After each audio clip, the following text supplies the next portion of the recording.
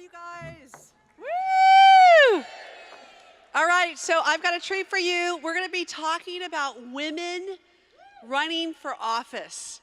And we've got some powerhouses that are in the house. I also want to share with you, we've got a big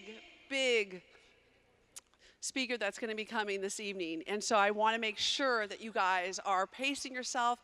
This is the panel that I'm most excited about because what they're offering and talking about women stepping into leadership and running for office and having our voice. So please welcome our panel. Welcome our panelists, Wendy Gruel, Sherry Jeffy, Alex Cornell DeHue, and Barbie Applequist. Please welcome our panelists. Hi, guys. Good afternoon. Well, we are so happy to be here, and particularly to talk about a topic which is very timely, about women running for public office, why it matters, and how we can change the numbers that we've seen diminishing over the years, particularly here in the state of California. Although we have seen an increase in Congress, for example, we have 35% of the congressional members in the state of California are women. But we've seen on the state level and the legislators, actually the numbers go down.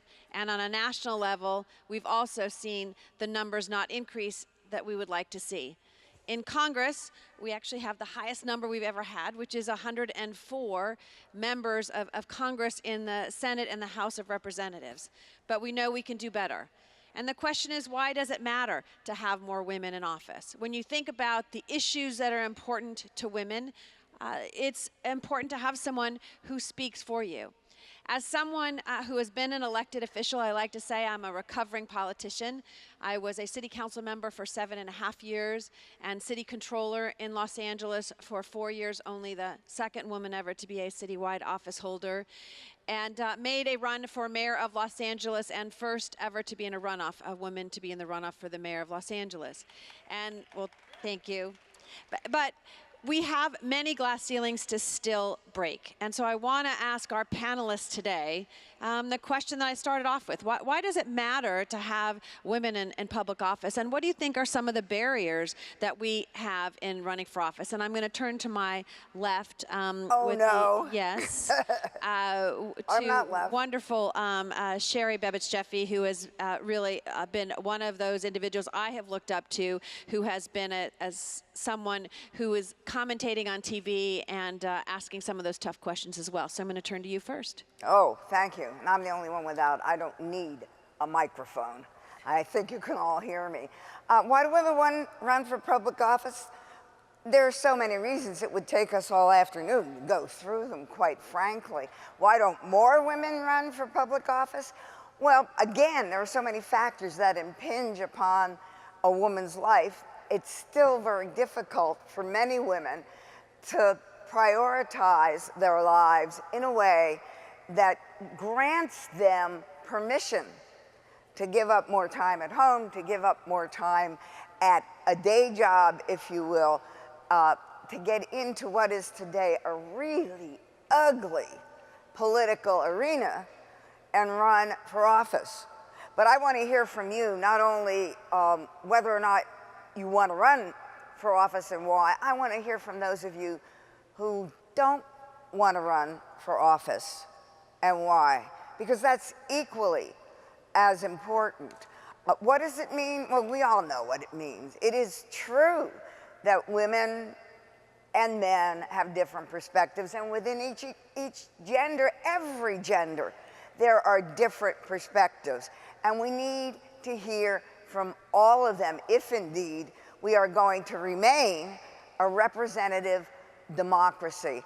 What I'd like to see come out of this afternoon is a real give and take, a real discussion as to where we are as women, where the future is going, not only for us as women, but for those of you who are activists, for those of you who care about democracy and where democracy goes.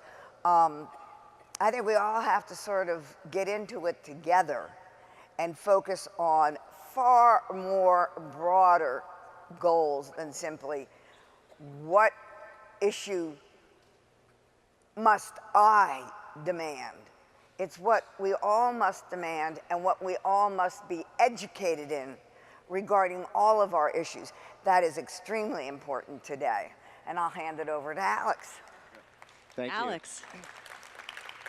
So I was elected to the Maine State Legislature, and it was very interesting when I first got there because I knew nothing at the young age of like 26.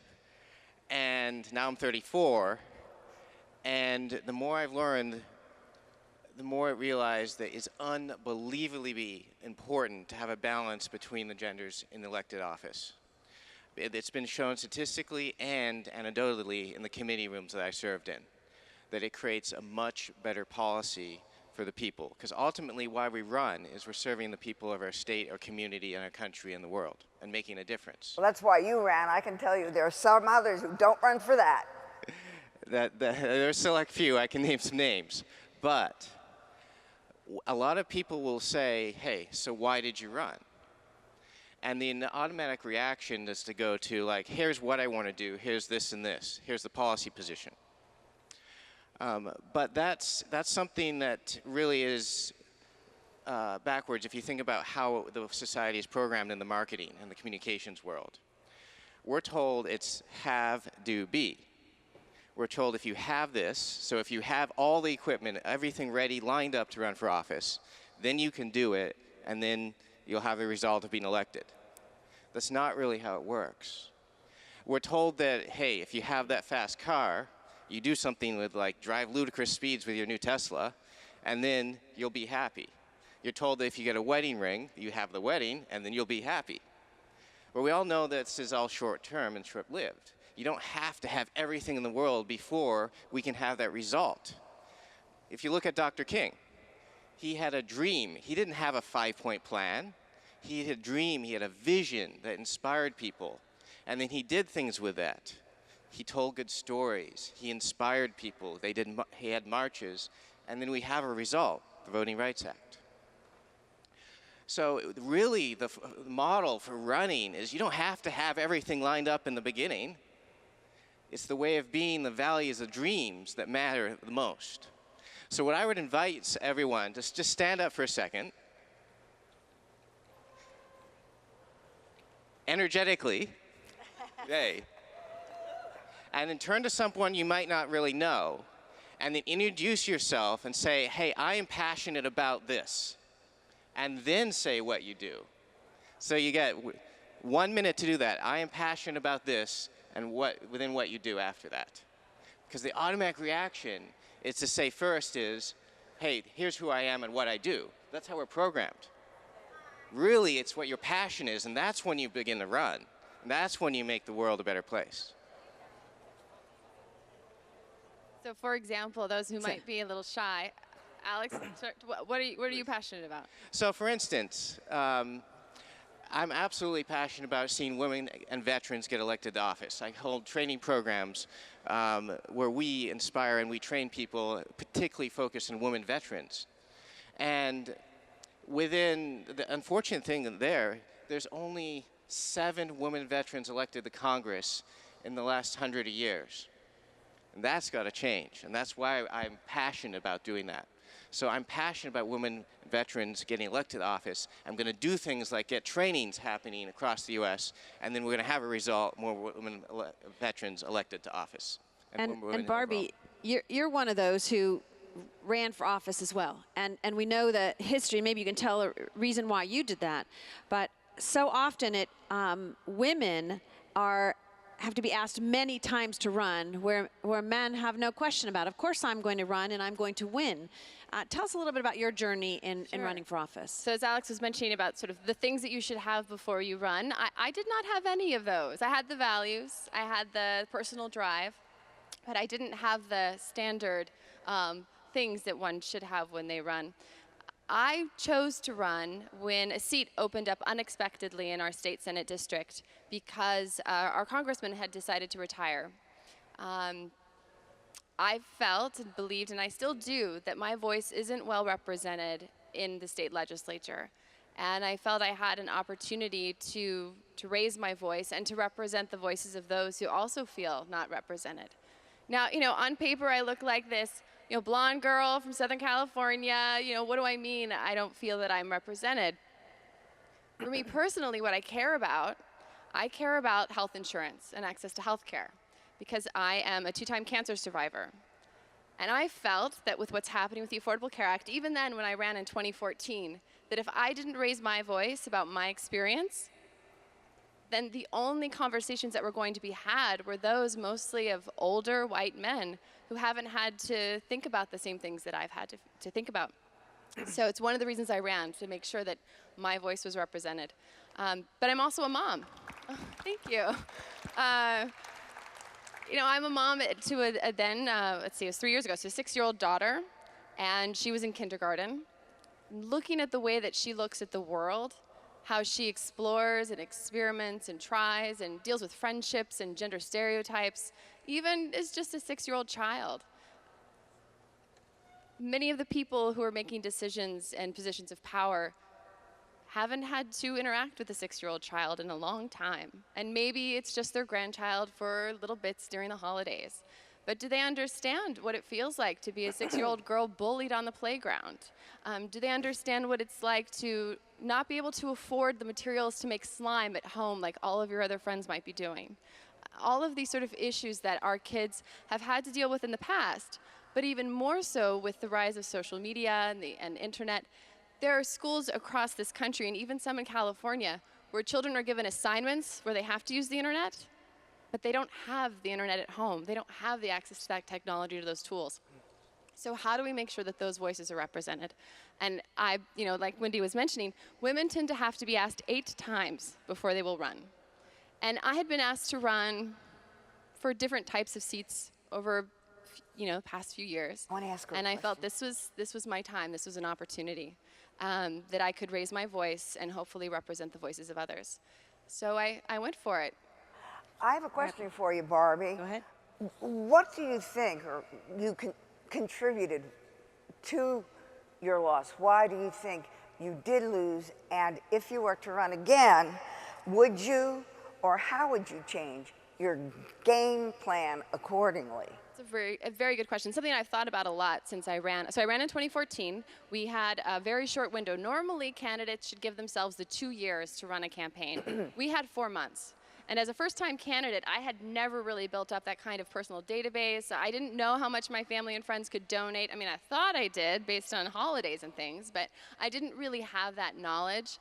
I also was a party member, right? I'm a member of the Democratic Party, but I was not someone who was active or engaged in my local political community. So I think those were things that contributed to my loss. I also think that just I was very green and I was eager, and I don't think those contributed to my loss, but I think that in some ways, I was naive about how much my story could convince people. I believed, that it was so compelling that every voter would be able to relate to something about. Thank you, Hillary. Yes. Well, and I think that, just to add on to that, because I got asked that a lot as well after the mayor's race. And I like to say there were things I would do differently and things that are not within your control. And as much as we want to think that the playing field is equal, it is not. And I don't believe I lost or won any of my elections based on being a woman, but there still is that double standard. There still is the standard as to whether or not, as a candidate or an elected official, you are tough enough. There's another, which is what is that you wear. We just saw this in the presidential election. Women are judged on what their hair looks like and what they're wearing. So is Donald Trump. And so is Donald Trump. Goodness. And I remember, and then Alex will go to you, that I remember one question that someone asked me is whether or not I could be a good mom Yes. and an elected official. And as a working mom, as I said to people, look, there are a lot of working moms out there that are balancing their lives, and their kids turn out just fine. And there is a microscope on individuals who are running for office and questions whether or not you can do both. When I say it's just like every woman probably in this room where you have had to do more than one thing, we can multitask and actually succeed at many things. You can do the same as running for office and being an elected official. And remember- on the Alex, I was go going to ahead. say just a quick question on the gender stereotype. I was at a panel of the 4 candidates. We had 4 female candidates and 4 male candidates in my race. So we had 4 female candidates on a panel, and we were each asked to address gender stereotypes. How has that impacted you and what you choose to do in your future? And I literally said, my name is Barbie. Right. This has been my life. I have been living with sort of this expectation of what it means to be named Barbie. And I think that the role that gender stereotype plays, the expectations of what does it mean to be a woman who's running or winning, we just need to see more women in office. And people need to just accept that we can do this. That's right. Absolutely. That's right. And the success rate, when women run for office, their success rate is equal to men, but not as many women run for office. So if we had just as many people running, the success rate can be there. And additionally, 86% of people who run the first time, they lose. Everyone loses. Bill Clinton lost. George Mitchell lost. Abraham Lincoln lost the first time he ran. Barack Obama lost. So. Barack Obama lost the first time. So jumping in the first time is unbelievably courageous, but you build that network up. You build the experience up. So when you run again, you win. The Democratic pollster, Celinda Lake, did a study, and she found that the second time a woman runs for office, her percentage of the vote rises 2 or 3%.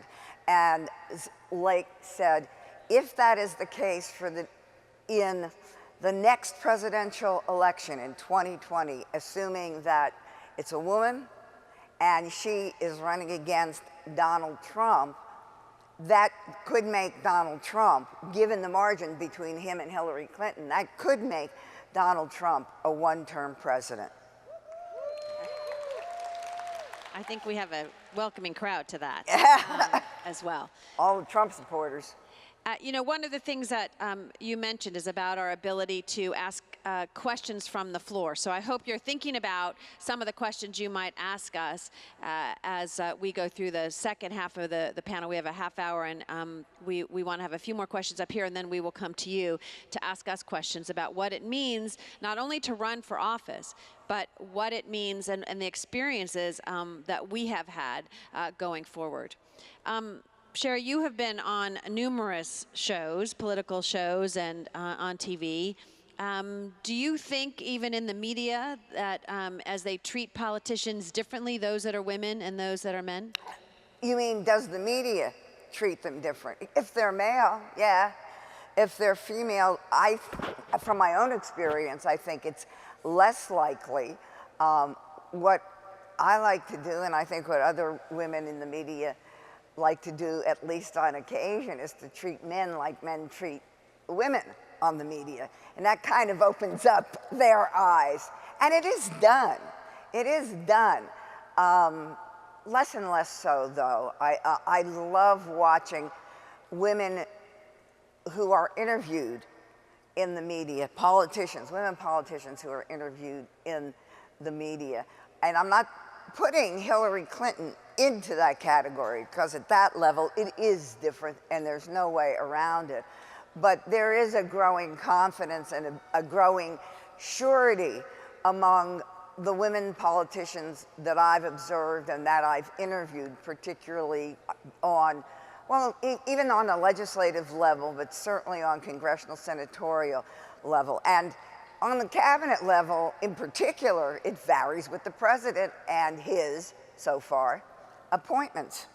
Well, it's interesting, and I'll turn to Alex and Barbie in a minute, but this week we saw Sally Yates testifying. Oh, and she there was was brilliant. articles in the paper about recruiting Sally Yates to run for something. And it was more than partisanship. It was her confidence and the way in which I think she responded to questions and the way that she was challenged, that were hungry for those role models and the women, because again, for many, when Hillary Clinton lost, is there a future for women in politics, and are those strong Sure. women that we can do that? But it was interesting to see those articles this week about Sally Yates' performance and who she was as far as strong. I mean, Alex, what would you say as you're looking at strong women who are elective office holders that you see are role models for young women in this country?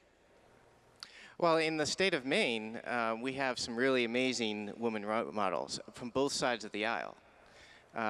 Shelley Pingree has been an amazing advocate for the state and the people, and really doing great work with focusing on small farms and agriculture. And she's also on the national security committees, which is amazing, right? But we also have Senator Collins. Both of them I've worked with considerably, and she's one of the most thoughtful people I've ever worked with. Running for governor? Yeah. We'll see. Okay. Well, I'll let her tell that one.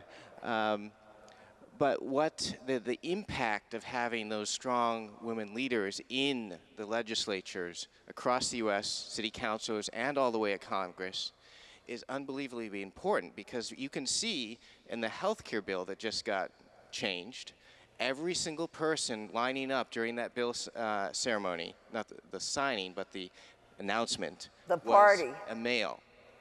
And it did not include important things for women's health care. And it actually took it out. And you're excluding half the population when you do that, and because there's no equal voice from both sides. And that is a direct representation of how not having an equal balance elected. I'm not sure that's all gender. I think that's ideology plays an important role in that too. Yes. And it's risky for us to simply say, no, no, no, no, no, you're not listening to women. Well, maybe that's the case, but also if you're a hard right conservative, you might come to very much of the same conclusions. And I think, though, however, if you have more women in the room, there is going to be a different discussion. Maybe. On that It public depends on the policy. ideology. Depends, but I think generally you would say that even if you look at CEOs, I mean, we're talking today about politicians at the highest level, but if you look at some of the companies that are out there and the fact that there are not as many women CEOs and there's not as many women on those boards, you see the studies that say if you have more than 3 women on that board of a particular company, usually the revenues go up based on that leadership of having a number of women necessarily that are on the board.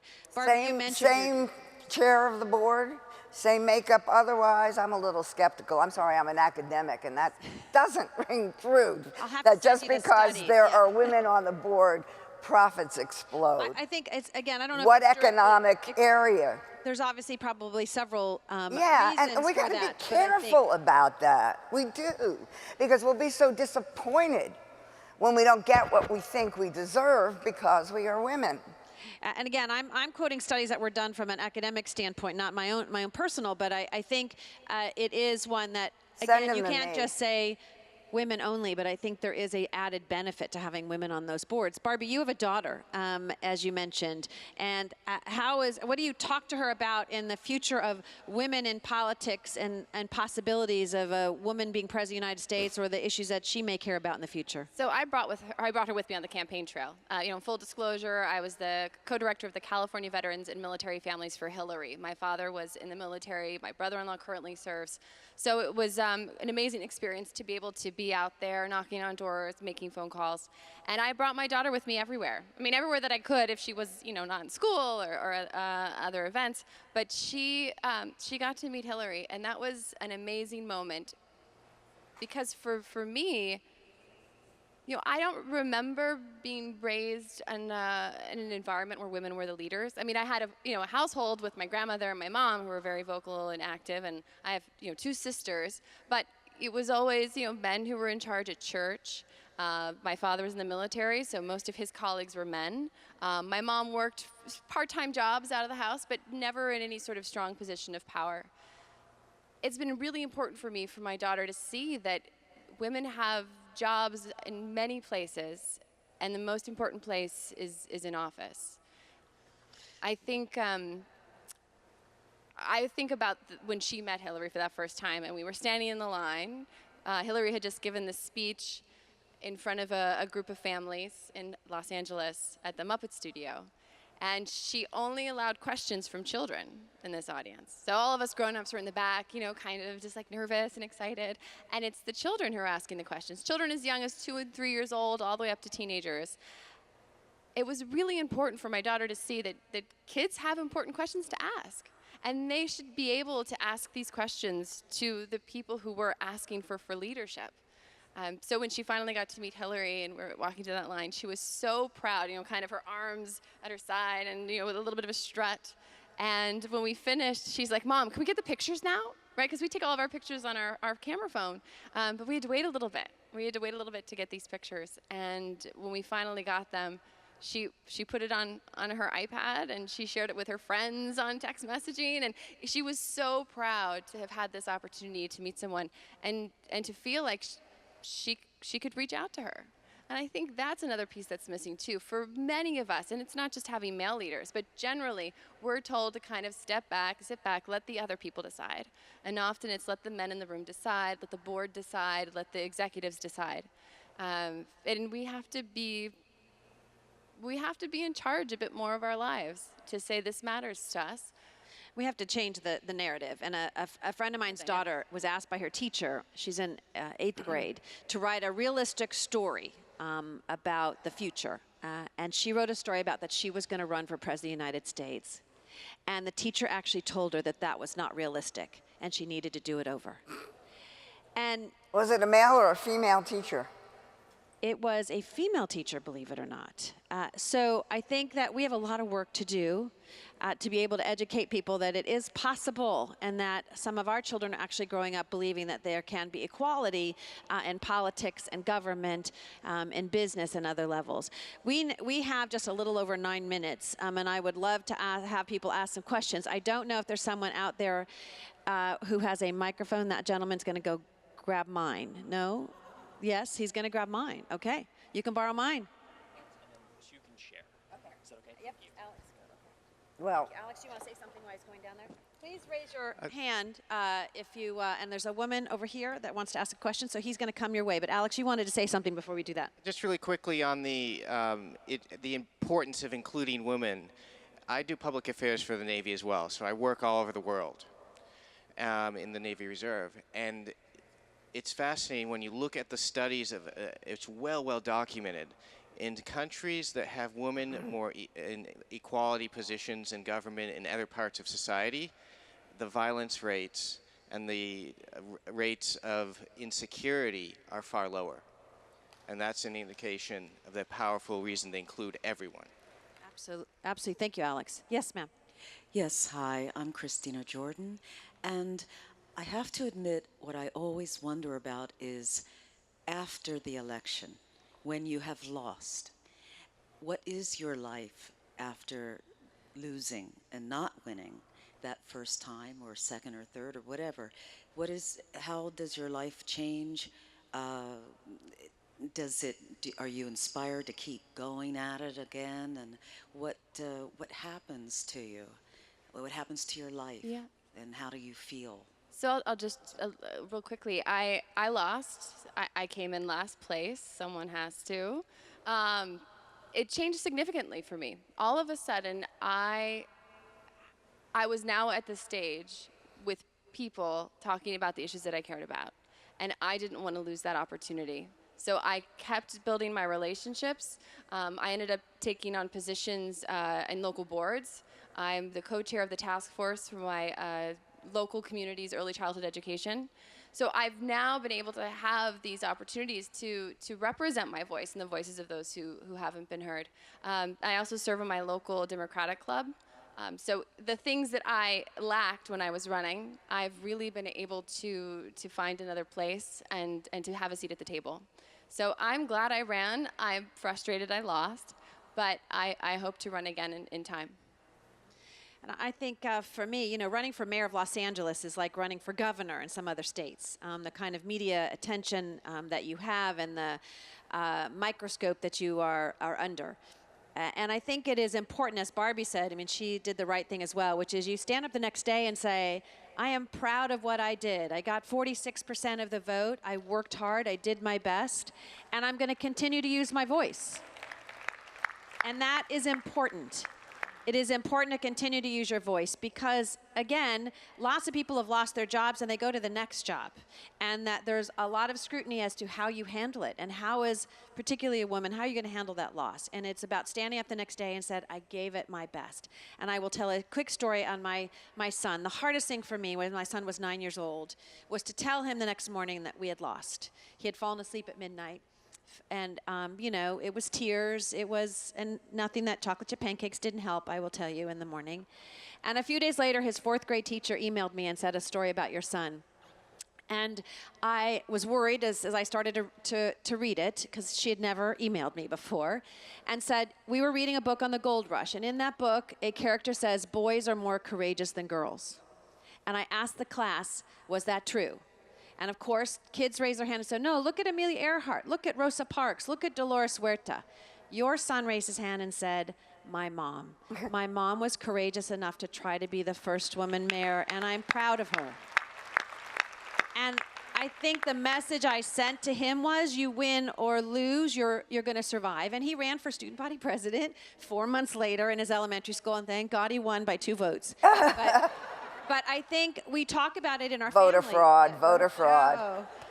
We talk about in our family that that is part of life. And to be able to pick yourself up and say, I gave it my all. So I like to tell that story because to me it is inspiring that my kid got something out of it. We had another question back here. Yes. Hi, my name is Mia Kelly, and I know this panel very well. A ringer. Yay! No, so my husband's very involved in politics, and we talk a lot about people complaining about what's going on. And my husband's reaction is, well, then you should run for public office. And people kind of scoff at it because you're like, well, what's that? You know, I can't do that. And I'm actually very curious because someone yesterday said to me, you should be in politics. And I said, we all are at this conference. And it seems overwhelming to get up there and run. And I mean, where do you even start? I mean, I can't even wrap my arms around that. So for anyone here who's maybe even thinking about it, kind of curious because they're frustrated or they don't like what they see, I mean, how do you even start? You just do. I mean, I think there are 2 things you absolutely need to run a viable campaign, and there's political capital, so kind of understanding the political landscape, understanding whose support that you need to be able to go out there and knock on doors for you and make phone calls for you and to vouch for you.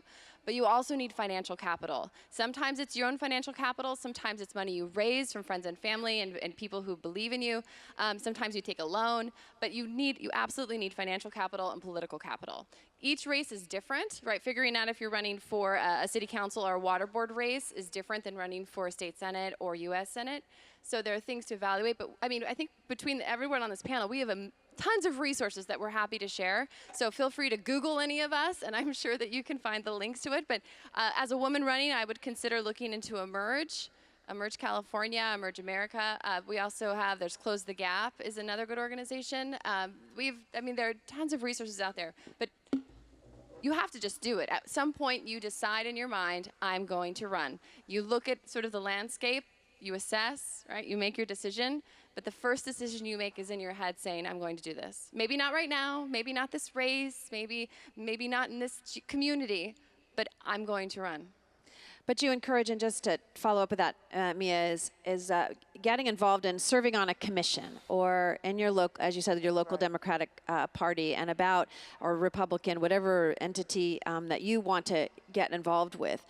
But it is, I can't underscore enough the importance of being able to ask people for money, because you can have a great message, but if no one hears it, and gets any information on it, then you're not going to be able to be successful. And so you have to be comfortable and knowing that some people are going to say no and you move on to the next one, same as if you want their vote. Because just think about it, Mia, if everyone voted who was frustrated, we wouldn't have the percentages we had in the last city elections, or even in my election, which was just 23% of the people who are voting. It's really distressing that people don't understand that their vote really matters, and to get involved. And I serve on the board of Emerge, and they're providing training and experience and sharing with you and networking and other ways in which to encourage you and support you to run. Sherry. Here's a hint. Emily's List has put its Madam President project, looking for the first woman president, on the back burner for a while, and it is now focusing on growing up on the lower levels of offices, on the local offices, on the state legislative offices, on commission memberships, on the lower rungs, and that's kind of demeaning, and I don't mean it to be demeaning, but they have reached the obvious conclusion that you got to have a bench.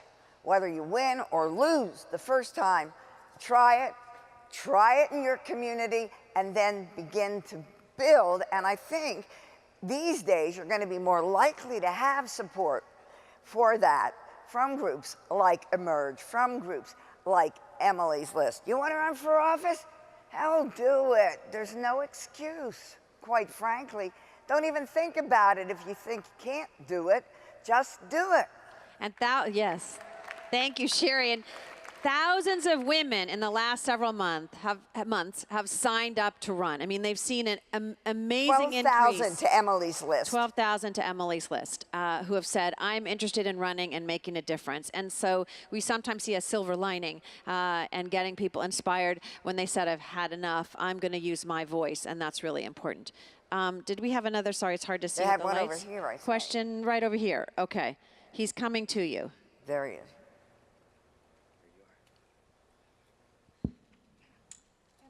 This question is directed at Owen. My name's Sheena Walker, and I came over from Scotland this week. And I'd just like to highlight that we've got our First Minister, Nicola Sturgeon, who I think has become an unstoppable woman. She demonstrates leadership. She knows exactly what she wants. Her voice is heard, and that's brilliant. However, she has 54 MSPs, mostly women, who I would say are challenged right now because they don't have the level of expertise that's needed to run Scotland. So we need to have people that I believe have areas of specialism, and Owen mentioned how great it was to have women. And my question is, they need to have mastery skills. They need to be an expert in education, the infrastructure, the NHS, the public sector. And right now, my observation at home is there's a huge gap there. I don't know what Owen's response might be to. How do you identify people's level of expertise? So I ran when I was only 26, right, 25? And I didn't have all those skills. I didn't know the details of that. When you get elected, you have staff, you have people, you have everyone in the world educating me on what it is. And again, I didn't have to have everything lined up. I didn't have to have all the finances lined up. I didn't have to have all the political lined up. I just had that drive to win and run because I had a passion for what I wanted to help the community. I had a passion for clean energy, climate, and other work. And that's more important than knowing the details of the policy arenas, because what happens in the committee room is you have tons of experts come in and explain their point of view. And then you have more experts come in when they bring to consolidate the committees. And then you debate it again in the House and the Senate. So that each piece of legislation, it's not a mismatch of the people having the knowledge. It's a mismatch of having blind ideology that will prevent the facts and figures going forward. And so that's really important. So when you're thinking about running, you don't have to have all that detail ahead of time. It's being open to it when you get elected to learn. Could I ask a second question? Very, very quickly, because we've run out of time, but quick question. It's just that she mentioned she's on a board for early childhood and that she took her small daughter with her. And that's brilliant for a child to become involved in having self-esteem and confidence. But at 6 years of age, should a child not be, at home we have the Curriculum for Excellence where children learn to engage, be creative, can speak, can communicate. is it not a bit early at 6 years of age to be on a political campaign? My question's to Barbie. Yeah. I hear what you're saying. And actually, that was one of the concerns that were raised to me most often by women when I was running for office. I had another candidate who came up to me and said, well, you know, I have an intern who can babysit for you if you prefer. And I respect that for some families, that's the preferred approach to educating their children about leadership. But, you know, I feel like I did was developmentally appropriate, and her school was very supportive of exposing her to leadership and leadership styles. You know, and she was home by her bedtime, and I feel like each family needs to decide what's best for them. And I feel for our family, it was good for her to see what I was doing when I was out there and I missed dinner, that she knew I was fighting for the things that I cared about. And I feel like we probably need to wind up. Yes, thank you. Thank you. Absolutely. Again, I think your comment, which was for each family it is different, and for us it was part of who we were, that he went with us as much as possible, went to school obviously, but then went where we went and has become a better, I think, kid and activist because of that. Well, I want to thank our panelists and all of you for having us today. We enjoyed this. Thank you for the question answers, and hopefully some of you are inspired to run, to volunteer, to participate in the political process because your participation and, more importantly, your vote matters. So thank you very much. Thank you. Shall we take off?